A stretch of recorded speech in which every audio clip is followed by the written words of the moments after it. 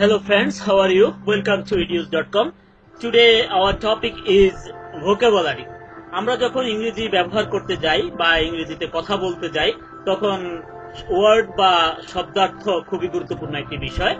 আর এই ওয়ার্ড বা শব্দার্থ মনে রাখার জন্য বিভিন্ন কৌশল বা পন্থা রয়েছে। চলুন আজকে আমরা গল্প আকারে কিছু শব্দ মনে রাখার চেষ্টা করি। প্রথমে আমরা একটা শব্দ নেব, ওয়ার্ড নিচ্ছি, সেটা হচ্ছে ল্যাকোনিক। ল্যাকোনিক শব্দ অর্থ স্বল্প বাক বা স্বল্প কথা। এই ল্যাকোনিক শব্দটি এসেছে ল্যাকোনিয়া থেকে। ল্যাকোনিয়া বলা হতো প্রাচীন স্পার্টাদেরকে। এই স্পার্টাদের অনেক গুণাবলী রয়েছে, সেখান থেকে আজকে আমরা দুইটি কোয়ালিটি বা গুণ আলোচনার মাধ্যমে আরো কিছু শব্দ মনে রাখার চেষ্টা করব। তো প্রথমে আসি, স্পার্টাদের একটি গুণ ছিল, এরা ছিল বিলিজারেন্ট।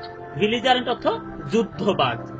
এছাড়া বিলিকোজ অর্থ যুদ্ধবাজ, পাগনেসিয়াস অর্থ যুদ্ধবাজ। এই পাগনেসিয়াসের পাগ পাগ অর্থ কোয়ারেল, সেখান থেকে পাগলিস্ট অর্থ মুষ্টিযোদ্ধা। সো এগুলো তাদের একটি গুণ, এর মাধ্যমে আমরা কয়েকটি শব্দ শিখলাম। এই স্পার্টাদের আরো একটি গুণ ছিল, এরা ছিল সফিস্টিকেটেড অর্থাৎ জ্ঞান সমৃদ্ধ। এই সফি অর্থ নলেজ বা জ্ঞান, সেখান থেকে ফিলোসফি অর্থাৎ দর্শন শাস্ত্র, যেখানে জ্ঞানের চর্চা করা হয়, জ্ঞানের আধার সেই ফিলোসফি। সেই ফিলোসফির এই ফিল শব্দ অর্থ লাভ বা ভালোবাসা। সেখান থেকে আমরা আরো কিছু শব্দ মনে রাখতে পারি, যেমন ফিলান্থ্রপিস্ট অর্থাৎ মানব প্রেমিক বা বিশ্বপ্রেমিক, ফিলোজনিস্ট অর্থাৎ মহিলা বা মেয়ে প্রেমিক। এছাড়া আমরা বলতে পারি ফিলান্ডারার, প্লেবয় অর্থাৎ অনেক প্রেমে আসক্ত যিনি।